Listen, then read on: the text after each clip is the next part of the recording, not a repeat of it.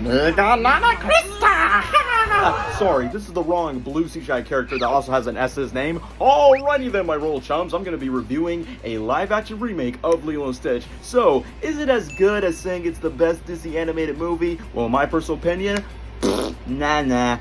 Well, in my personal opinion of how I rank the live-action Lilo & Stitch remake, there will be spoilers, so, of course, I've watched the original animated movie, which I think it was a cute, nice, pleasant Disney movie. It wasn't top 10, but hey, it definitely makes all the cultures of loving Hawaii, Lilo & Stitch, and the sister bonds, and of course, Ohana means family. Family means nobody gets left behind or forgotten, which, yes, this quote is true in the remake, but guess what? It's irrelevant, because by the very end, where Nani's basically protecting her little sister's life with Lilo, along with Stitch and their lives, guess what? She decides to leave Lilo behind, not intentionally, but purposely, so she can go to college as a marine biologist and leave Lilo and Stitch behind with Cobra Bubbles and the social worker in the remake. What's the whole point of this quote if it's very integral to the remake? And also, I'm going to continue with another rank. You know the ugly duckling sequence? Guess what? It is irrelevant in the remake because it's not even acknowledged.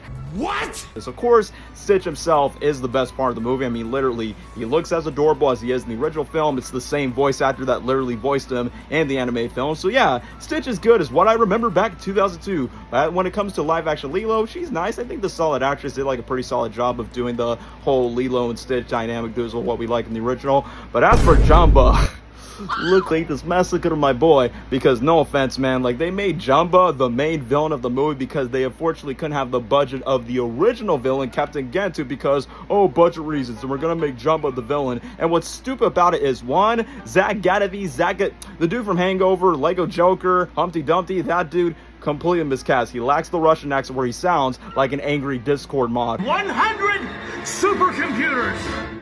I don't want to play anymore! What the fuck?